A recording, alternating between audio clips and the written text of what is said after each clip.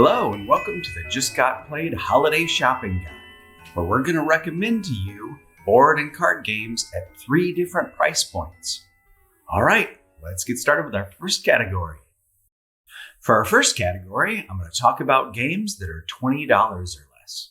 We also have a companion video to this for the White Elephant gift giving suggestions. Those games are also $20 or less, but they have the requirement that they be really easy to teach or simple to learn. So the first game for this list is For Sale. For Sale is a fantastic auction game where you're buying and then selling houses. It plays up to 6 players, and it is good even at that higher player count. Another game on our list is Sushi Go Party. Sushi Go Party comes in a big 10, but if you want a smaller version of the game, you can get Sushi Go, which is cheaper and comes in a small box that would fit in a stocking, for instance.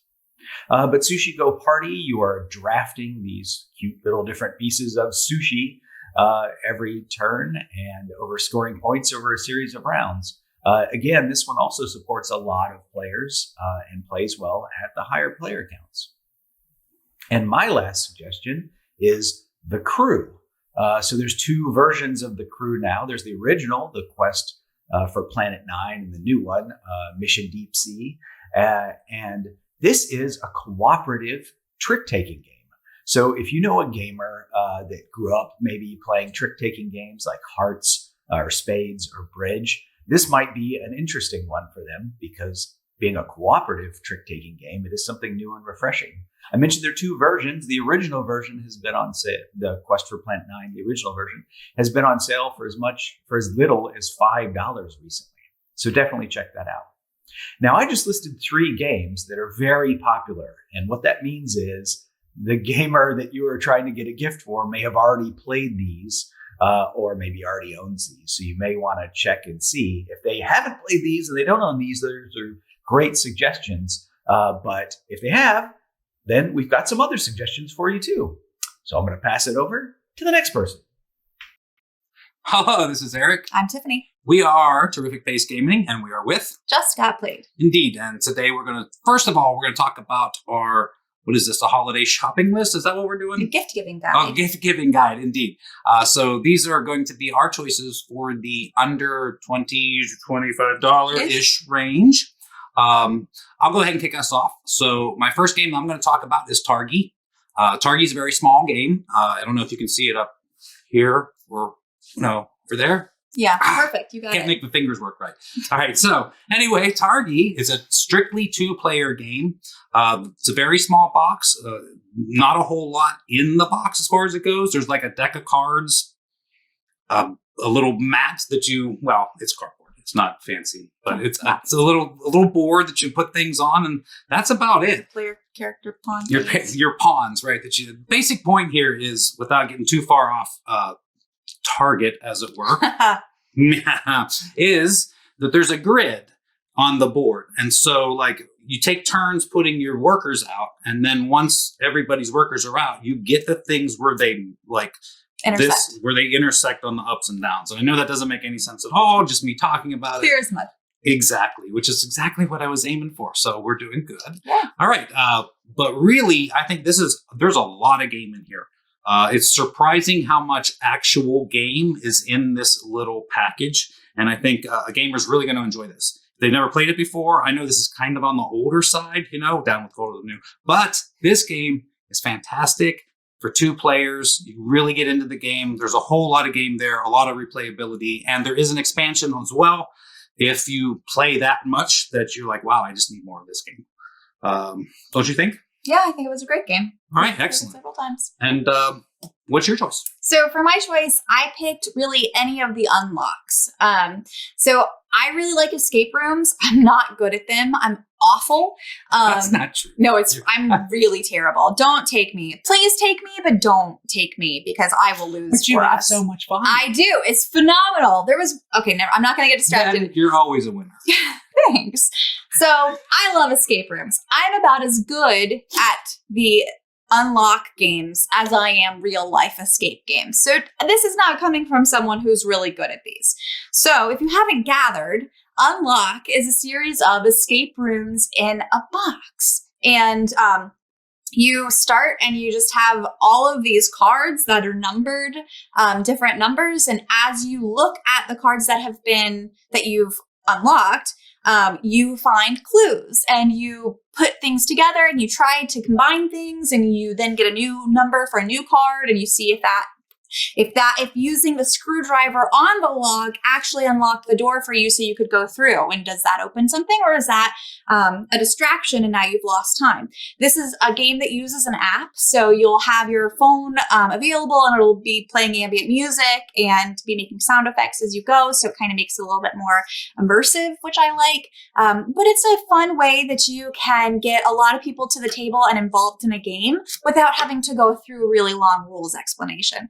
I think it's a great game for when you have people over for the holidays, or if you want to just get someone started in games that they're not super maybe familiar with the hobby, and they need an introduction, and you gift them one of these. So I think that the unlocks are good. They have a rating system for difficulty, so you may want to pay attention to that when you're purchasing. Maybe get some of the easier ones. I've heard that the really hard ones are very hard.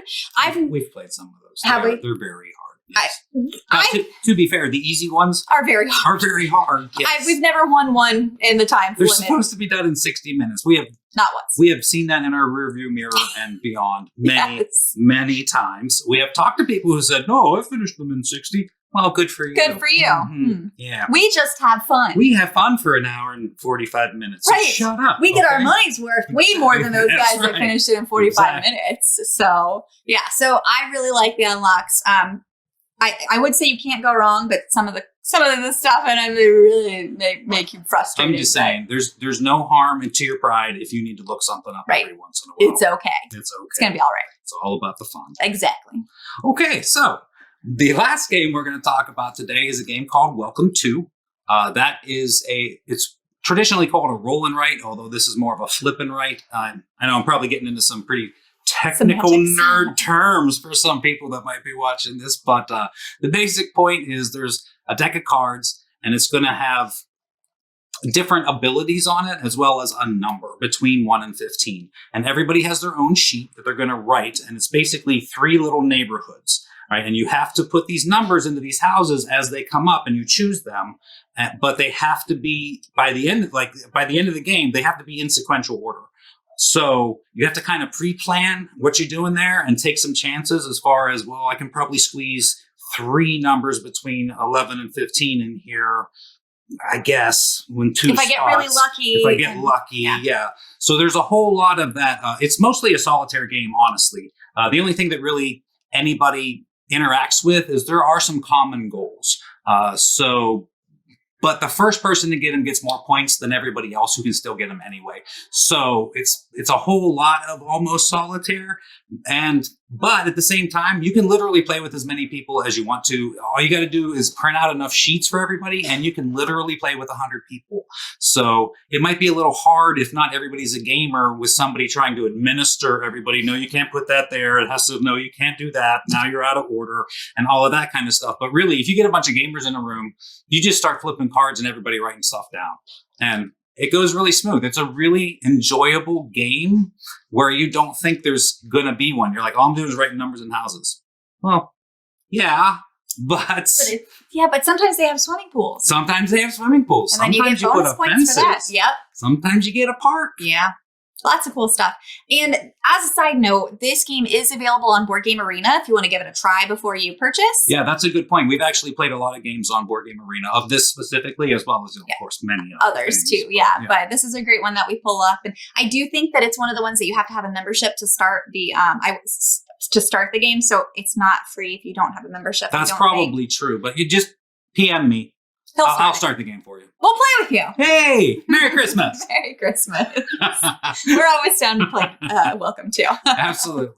All right, I guess now we'll hand it over to whoever's next. Oh, that's a good one. That was a good opportunity for Lloyd to add in the voiceover. Yeah, exactly. Now we're going to throw it to Lord. No, he says the name. Oh, you don't say anything. Now we're going to throw it to Good job. Hey, it's Lloyd, and my pick for the stocking stuffer category is Ticket to Ride New York. Okay, I chose this game for a couple reasons. Number one, it will fit in a stocking about this size. Number two, it is a quick game, unlike its original counterpart, which is, takes about 45 to 60 minutes to play. Ticket to Ride New York takes about 10 to 15 minutes to play. So it doesn't, drag on the table. And you can basically use it as a filler game to wait for other people to get there to your gaming, or you can just break out to play and if you only have, a few minutes to play a game. So what is Ticket to Ride? In Ticket to Ride, you're going to have a map. In this particular case, it's going to be a map of the island of New York City. And on that map, there are varying points of the city, like Times Square, the Empire State Building, Chinatown, Brooklyn. And all of those different points are connected by little routes. It almost looks like a subway map, right? There's little routes that connect all the different places. And those places are connected by different colors. So some of them only have one color going back and forth between them, which means there's only one route that someone can take. Some have multiple colors. So it'll have two different colors going between it. And some are just gray. You can put down any colors you want. Okay.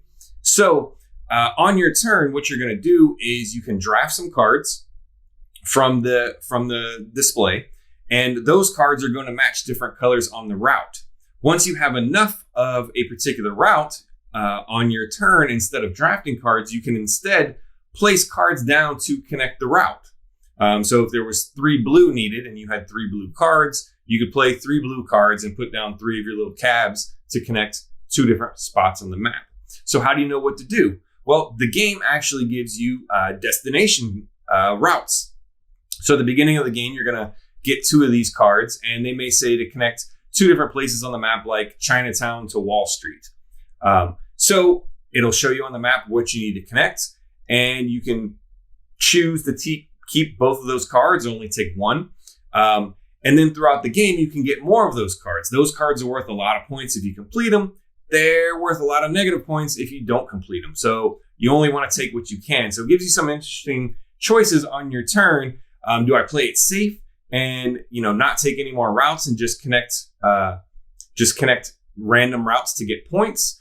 Or do I try to get big points? Or is the other player got really long routes and I want to try and compete? The difference between this game and normal Ticket to Ride is the speed in which it plays. You don't have a lot of cabs. The map fills up very quickly. There are not a lot of alternate routes to get from point A to point B. And if you end up getting blocked on a route, it can take the rest of your cars just to get around that blockage and find another route. The game plays very quickly. So if you had a bad game, you can immediately set it up and play again. If you don't have a lot of time, it's a great game to break out and bring to the table just because it takes minutes to set up. And like I said, it takes maybe 10 to 15 minutes to play. So it is a very quick game. It is very fun. Like I said, you have some interesting choices on each turn. And the scoring usually comes down to a few points between, first and second place. So no one's really getting blown out of the water. So even if you lose, you're not losing by a lot. So that's why I'm picking Ticket to Ride New York as my stocking stuffer. And let's see what else is on the list. For our next category, let's talk about some games that are between $20 and $60. And the first one that I want to mention is Space Base. So Space Base is a game where on your turn, you roll some dice, and then you look at the results of the dice and you decide which of the ships on your board you're going to activate. Everybody else at the table is involved, though, because they get to look at those dice and decide which of their docked ships they want to activate. So everybody's involved all the time. And if you like rolling dice, this is a great way to roll dice with a bunch of people and play a fun game. Speaking of dice, another recommendation that we have is King of Tokyo. So in King of Tokyo, everybody is some giant monster who's trying to be the King of Tokyo. So on your turn, you roll dice, and then you can roll them again and roll them again, sort of Yahtzee style. And so you get a few chances to roll dice, and then you get the set of dice how you want, and you can score points or get energy to buy special powers, or you can just smack your opponents around. So that's another fun and popular game that we recommend.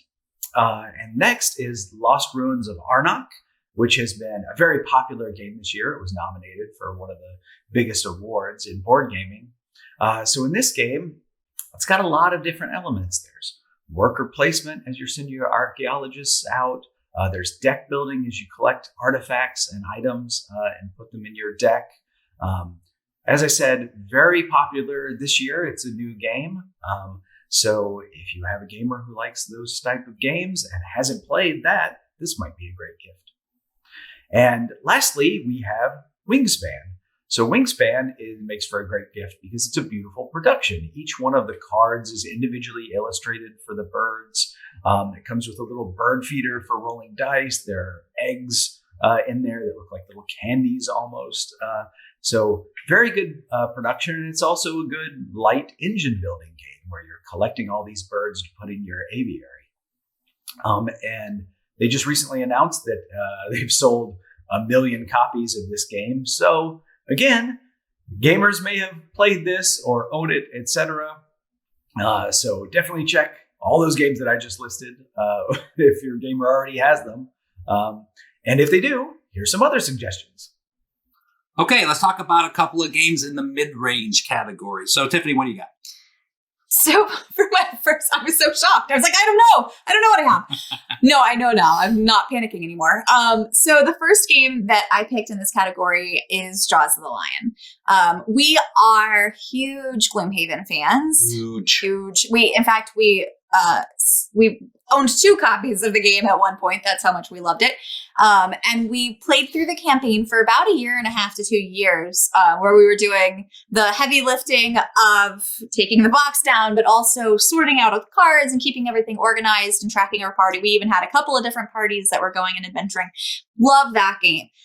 But when we excitedly gifted our second copy to some friends, we found that they had difficulty accessing the game, even though they were seasoned board game players. Yeah. So that was a little bit of a bummer because they didn't love it as much as we did, which is totally okay. But we knew that there was so much potential there. And then enter Jaws of the Lion. So Jaws of the Lion takes Gloomhaven and it makes it more accessible for the average gamer or even, I think, intro person that's beginning to get into the hobby. It breaks everything down so you kind of take a step at a time and it gets more and more complex as you go through the first, I think, 5 missions or something. Yeah, give or take, yeah. So it just makes the game of Gloomhaven more accessible and teaches you how to play as you go along. And then you get to if you go from Jaws of the Lion to Gloomhaven, you can take your characters with you and play them in there. So it's a great segue game to Gloomhaven. So I thought that would make a really great mid-range game because if you gifted Gloomhaven to someone, it might not go as well as you hoped if they don't have someone there to teach it. If they're not us, they're going to be overwhelmed by that box and everything going on in that box and everything that you need to learn. I don't know if you've maybe seen our November Plays video, but we talked extensively in there about how the monster movement is really difficult. It's just difficult.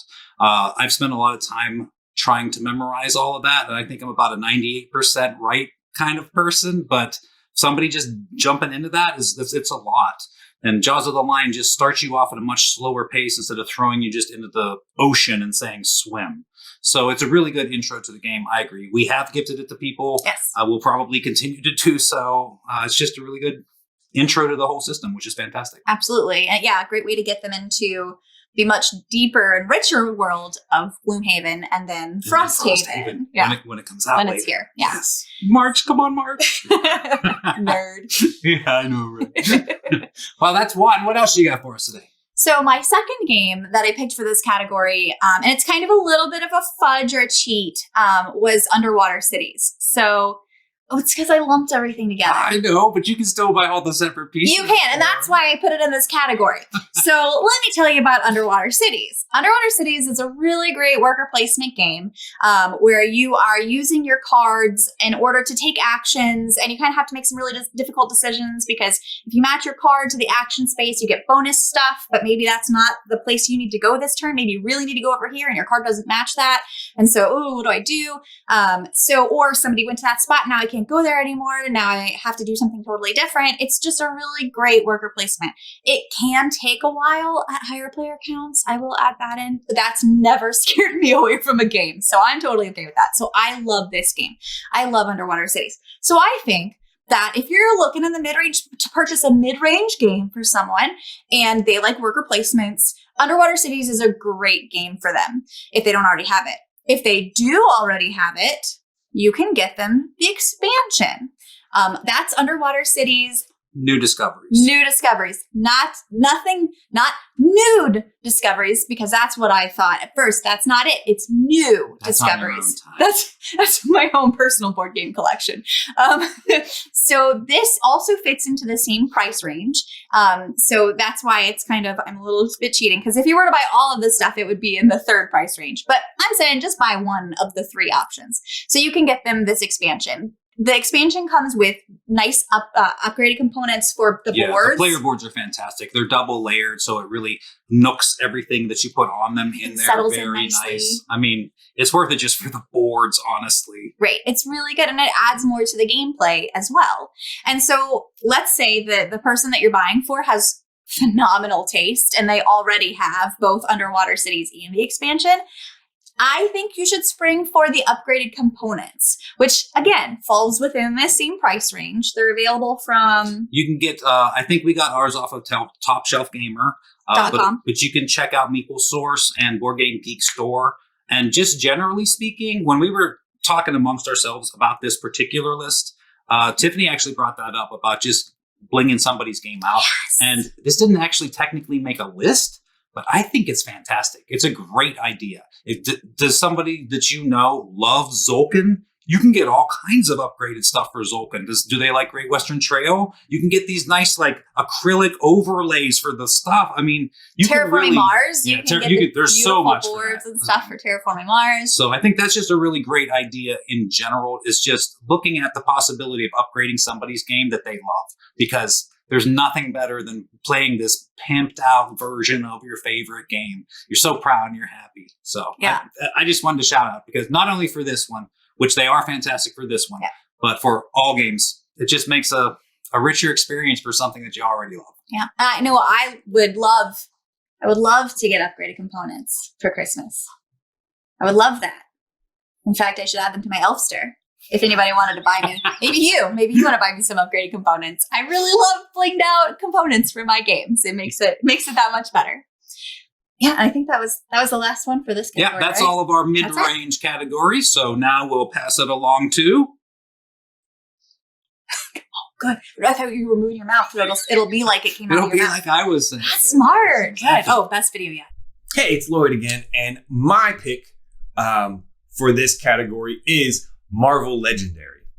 So Marvel Legendary is one of my top games of all time, if not the top game. It came out in 2012.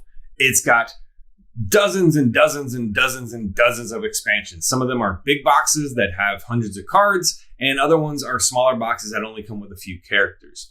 So what is Marvel Legendary? Marvel Legendary is a deck builder where the players are taking on the role, essentially, of S.H.I.E.L.D. agents like Nick Fury, trying to put together a team of superheroes to fight a particular mastermind and stop his villainous scheme. So the way the game works is there are some city spaces out on the board, and there are 5 actually. And bad guys are going to be in a deck, and it's going to be some villains, some henchmen, some things called scheme twists, and some things called master strikes, along with maybe some civilians and a couple other cards based on the setup of each particular scheme. So you're going to have a deck of, bad guys, and then you're going to have a deck of good guys where you put a handful of heroes to go in that deck. And every hero deck comes with 14 cards, and there's 1 rare, 3 uncommon cards, and then 2 sets of common cards. So it makes for a total of 15 or 14 cards in each deck, right? The gameplay is each turn, a new villain is going to flip out of the villain deck and come into the city. And sometimes they're going to do stuff when they come in. They're going to have ambush effects.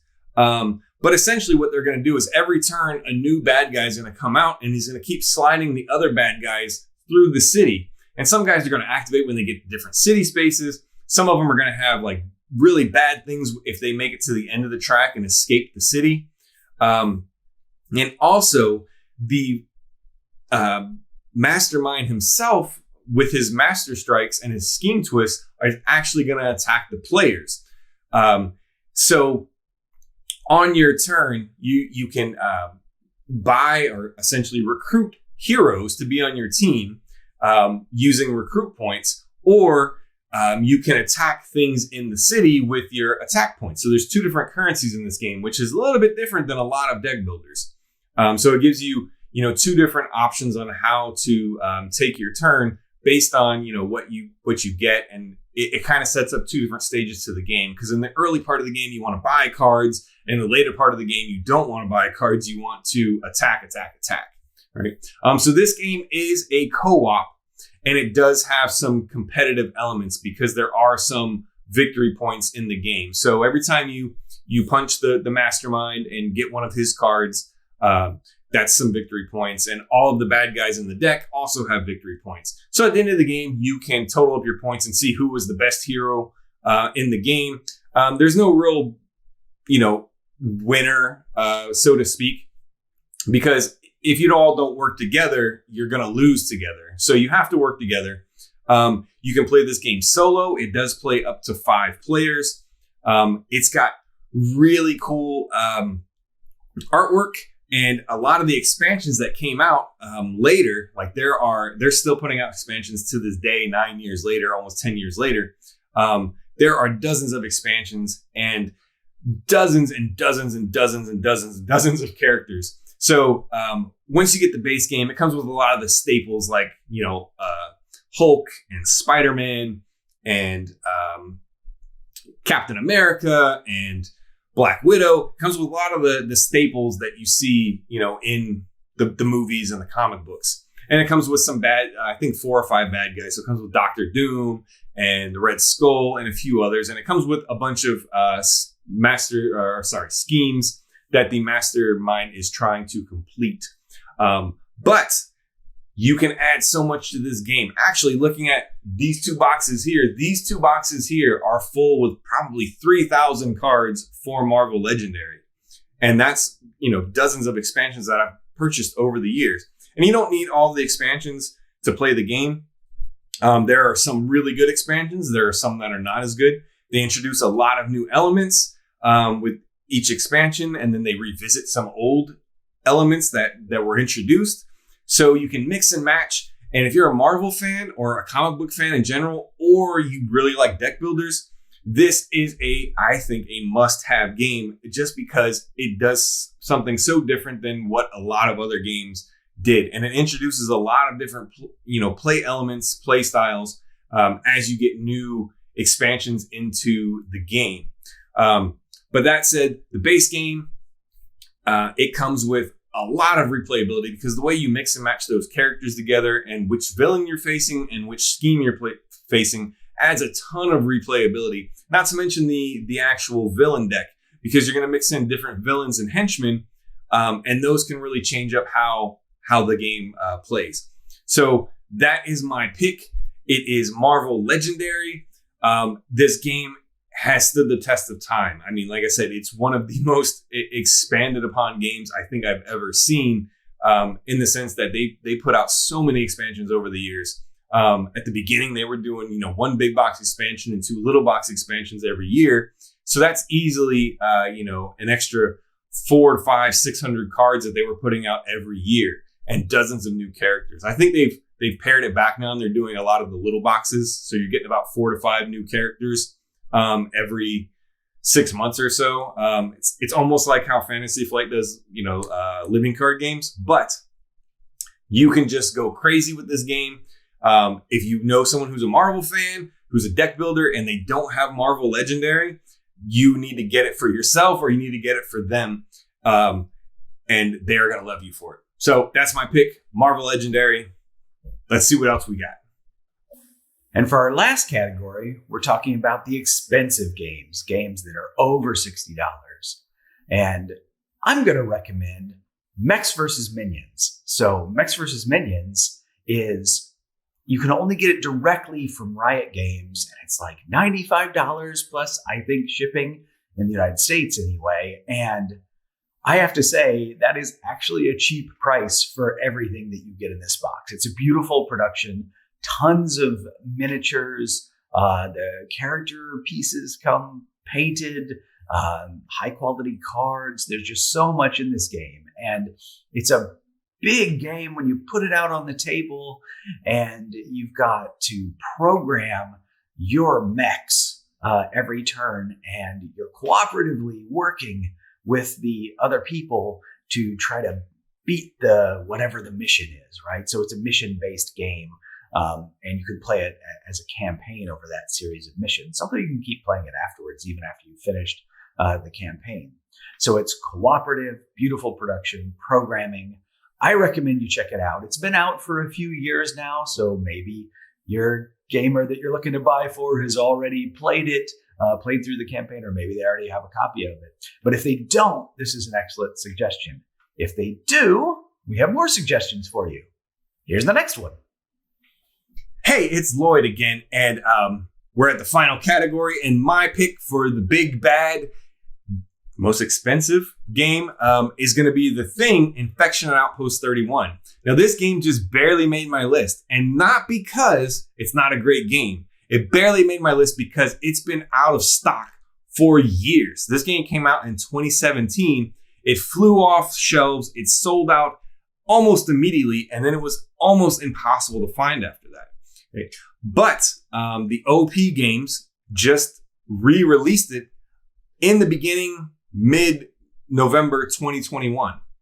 So this game is back on the market. You can now get it again from pretty much any online store. I don't know if it's in store shelves yet, but from pretty much any online game. So it made it back to re-release just in time to make this list. And I think every gamer should have it. The reason why, this game is, it takes some elements from Battlestar Galactica. It takes some elements from like Werewolf. It takes some elements from one of the channel favorites, Burke's Gambit. It takes a lot of those elements that you find in those games, and it smushes them together and makes this really fun, but kind of light social deduction game. So how does the game work? The game board is broken into three sections of the station. And each of those sections is relates to a particular round of the game. So in each round, you are looking for specific items and one of the things that's not a thing player to find it and kill it to move on to the next section. Right. So the board is actually broken up into, each section is broken up into a number of rooms, and all those rooms have tiles face down on them. And that's could be items, it could be nothing, it could be aliens, could be the thing.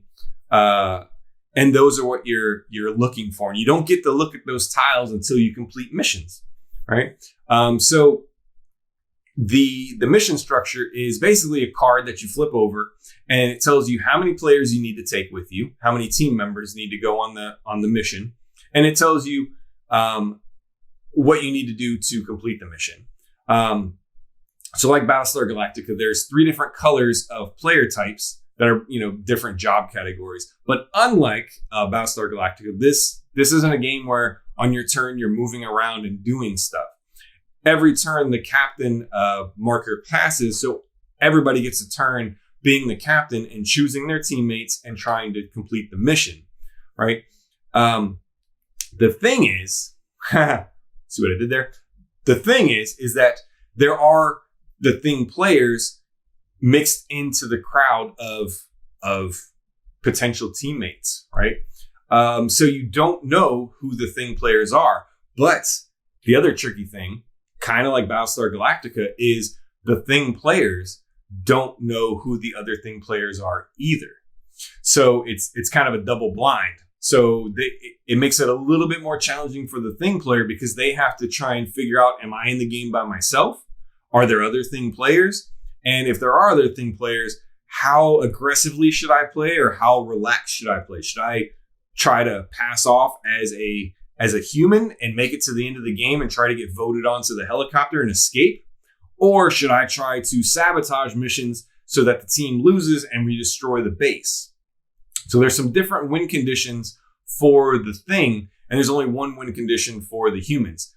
Make it to the end by completing each of the 3 rounds, make sure the station survives, and then get on the helicopter, but only take human players with you. Now, you can leave some human players behind, so the game may require, depending on the player count, that you escape with 4 people, and there might be 5 humans left in the game or 6 humans left in the game. You can leave humans behind, you just can't take any things with you. So it's a very nerve-wracking game, like most social deductions are. The difference is that it's really drenched with the thing IP. So it's got a lot of strong ties to the movie. All the player characters are, casts from the movie. They're people in the movie. And it comes with little miniatures of all the different people. It comes with miniatures for all the different stages of the thing. So in the beginning, it's like the little spider head. And then you go to the next version and it's a slightly bigger thing. And then you get to the next version and it's an even bigger thing. And where this game kind of shines is that it's not super heavy, right? The mechanisms for passing these missions are very light. And some of them are a little bit luck-based. So there is some randomness, which, depending on your play group, could be funny or could make players really angry. But the game plays very quickly. It's not as long as, say, Battlestar Galactica, because it's not going to go as long. You're not doing a lot of filler stuff in between. You're just going on these missions, trying to complete these missions. And the missions typically take, 30 seconds to a minute, maybe 2 minutes if you're discussing stuff to complete. So how do you complete the missions? There's different mission types. Some of them require dice rolls. Some of them require specific items to be in the captain's hand at the end of the mission.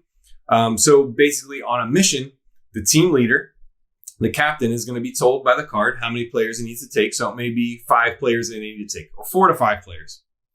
Then it'll give specific colors. So he'll have to select those players from a certain color pool. So blue, green, yellow, I think, are the 3 different colors. Then he'll have to take one of those people from each of those colors based on what the card says. And then you have the mission itself. And it may say you need to get a dice roll of 20. So how do you get dice? Well, all the little item cards that you're going to get as you do stuff in the game, you get these item cards and they have numbers on them. They have little pictures of items like a knife or a petri dish or a flashlight.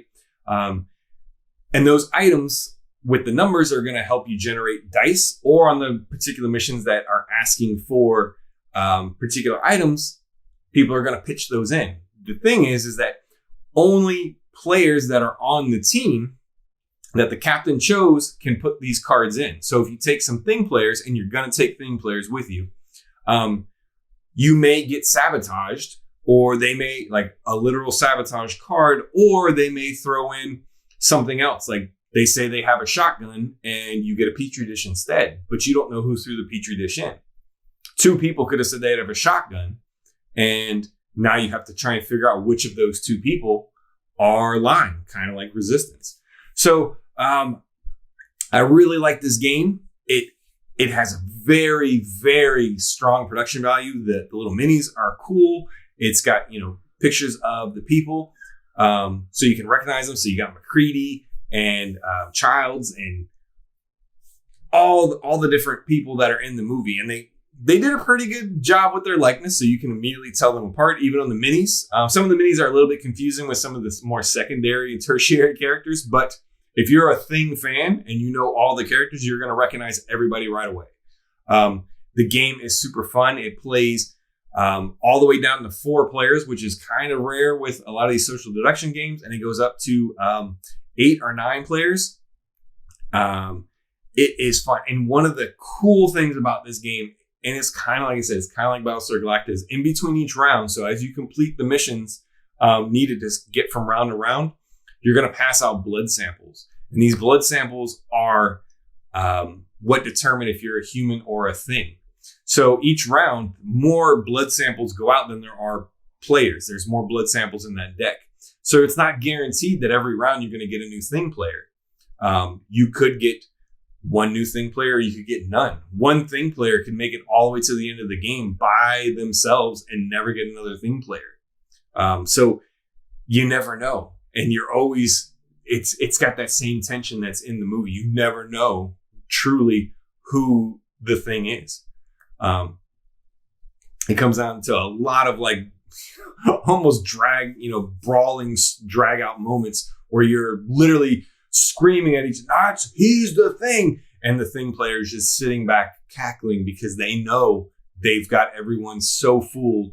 And when they get on that helicopter and they've won, and you were so sure as the captain that player, that thing player was a human, and they just cost you the game. It's so good. It's so fun. So that is my pick. If you have a very special gamer in your life and you need to get them something that, number one, was really hard to find, and maybe they wanted it and could never get it, and it kind of fell off the radar because of how many games come out, but it's now back out, that's the one you want to get. The Thing, Infection Outpost 31. Let's see what else everyone else picked. Okay, so here we are. We're at the big category, the more than $60 category. This is kind of my bread house right here. Is I just love these big, huge productions. I know a lot of people really exist in that mid-range, and that's great. There's a lot of great games in there, really. I'm just a sucker. I'm a sucker for all that stuff. I know in the last video we talked briefly about upgrading components. That's fantastic. I'd just rather buy the whole thing at the same time. It's really nice. You get a whole package together, probably some nice inserts and stuff. It's really fantastic. We have 3 games we're going to talk about in this section. Mine are a little bit connected, so I'll get into that later. So Tiffany, why don't you start us off? All right, so for my pick, I chose The Gallerist. It's a great game. It's right behind me. It's a really great game. I don't remember. Who is it? Vital Lacerda. That's right. It's the Lacerda. And I like a lot of the Lacerdas that I've played. So if you like Lacerda's games, then by all means, try The Gallerist. Or if you're a person that you're buying for likes Lacerda's games, The Gallerist is a great game to play. You are creating an art gallery and you're trying to get people into it to see your art. And it's got these adorable little... like tripod stands. Yeah. You put the little paintings called? And stuff on. How can I not remember what that's called? But yeah, it's a really great game. There's a lot of game there. It'll give you hours of entertainment each play. So I think it's a great game. If you're looking for a nice high-end game to give that board game fan in your life. And it's really crunchy as well. There's a lot going on in this game. People will know Lacerda, whether they're like, oh, I don't know Lacerda, or, oh my God, I love Lacerda. To us, this is our favorite Lacerda game. I think it really it has the most unique theme, I think. And I don't mean any offense to any of his other games, which are also fantastic, but it's just different. You're making this art gallery and you get to like display your art in your gallery. You know, it's just really cool how it all works together. I just think it's fantastic. So really good choice, babe. Thanks. What did you pick? All right, well, I got 2 games here on this list I want to talk about, and they're for basically 2 completely different gamers, maybe the same gamer. All right, so I'm going to start with Too Many Bones. Now, as it is, you can't actually get Too Many Bones. It's out of print. I'm sure you can get one on eBay for $800 or whatever, but the actual company Chip Theory Games is out of them at the moment. But that's okay because, yeah, it's actually the giant box right there because we have everything Too Many Bones. But I'm not recommending everything Too Many Bones. What I'm recommending is Too Many Bones Undertow because I think that's probably the best package that you can get that has the game and enough to play with that just has everything in there. Everything's tasty in there. You have more options than in Too Many Bones just because there's a couple of different kinds of enemies that aren't in the regular set. It wouldn't hurt to pick up a couple characters that seem interesting to you to play along with it. But really, I think get yourself Undertow. You don't have to, right? Get yourself Undertow. Get a friend or a significant other, best friend, as it were, and sit down and play. It's complicated. Okay, it's extremely complicated in that each character works completely differently. Like there's a rule book, and then there's a whole sheet that's double-sided in not very large print that tells you all the different stuff that your character does. So unless you have somebody there that just knows every character and can guide everybody through, no, you want to do this, no, you want to do this, which is highly unlikely, you're going to basically be struggling through this. I'd say, generally speaking, you're going to play this a number of times with the same character just to kind of get a feel of what should I be doing? Yeah. What should I be doing? Well, when I did that didn't work so much. We kind of got our butts kicked. Just to give you a brief overview, Too Many Bones is basically a campaign in a night. That night's going to probably be pretty long if you do the whole thing. It'll probably be about 6 hours, give or take. But all of the battles in the campaign are compressed into a single grid like this. And each battle doesn't necessarily take long. So it's really about the character development. Because every time you have a battle, then you get to upgrade, assuming you win.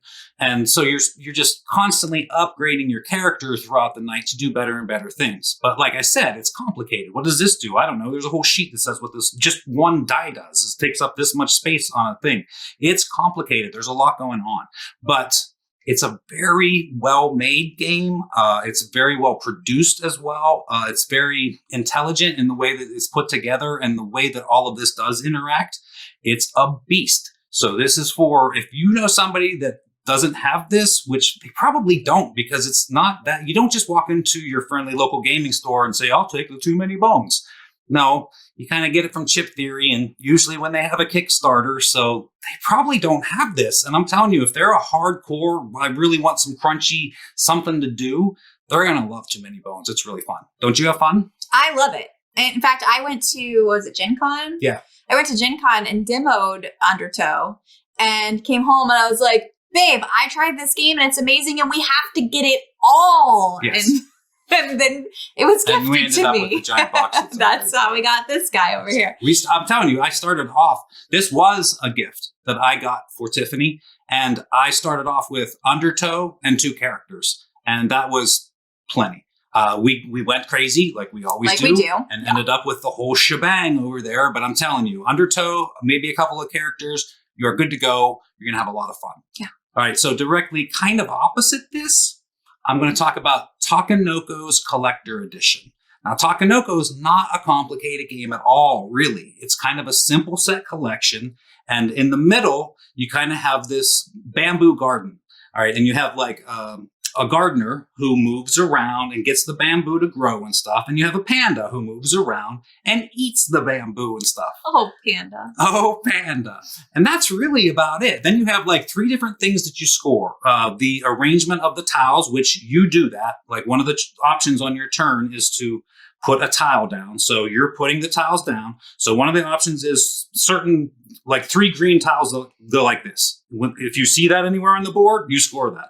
Another one is talking about the bamboo itself. You need to have yellow bamboo, at least 3 things high. And once that's on the board somewhere, you score that. And the last one is what the panda eats. And the panda eats every time you move him somewhere, he just eats a piece of bamboo there. So you keep it on your board as in his stomach. And when you have the combination of whatever's on your card, you turn that in and you score it. It is a very simple game. The Deluxe Collector's Edition, I guess it's technically called. You can only get this from Matago, but it is well worth it. It is a giant box. The table presence is unbelievable. First of all, just regular Takenoko looks great on a table. Because you're building up these little bamboo pieces and there's all the gardener and the panda moving around. It's just a beautiful game. Then you get the collector's edition and everything's twice as big. It is so gorgeous on a table. The table presence is if you're playing at a convention or something, people are going to stop and ask you, what are you playing? Oh my gosh, this is beautiful. Can I take a picture? Can I have next? Yeah. Yeah. It's just gorgeous. Now, and like I said, at the same time, it's not that complicated. No. So if you have a gamer in your life, they probably don't have this. Like I said, aside from getting it off of Matago's site itself, you're not going to get this anyway. Plus, it's pretty expensive. This should actually be in the 4th category, which is ridiculous category, because I think it's somewhere around $200 for this. But I mean, the production is fantastic. Of course it is. It's $200. Right. It better be. It better be, right. But it is absolutely well worth it. Even if you play it 2-3 times a year, those 2-3 times a year, you're going to be like, wow, this game is beautiful. Yeah. And yeah, so those are our 3 picks for the, 2 picks for the above $60 range and 1 pick for the ridiculous range. I guess technically if you put on all of Too Many Bones, oh my gosh, that would be even above more. ridiculous level. That would be like the, what are you, stupid level? Right. Why would you pay that for a game? Because, right over here, right there. So yeah, we say that with no judgment. No judgment at all, indeed. Anyway, that'll basically wrap up our holiday shopping guide for the gamer in your life. I think we're the last people to talk, right, babe? That's right. Or we'll hand it over to... Either way, Something thanks for joining us. You're about to find out. Bye. Merry Christmas. Happy holidays. We hope you enjoyed the video, and if you did, please leave a comment or hit the like button. It really does help us out. If you have suggestions for future videos, let us know in the comments as well, and then subscribe to see what we come up with next.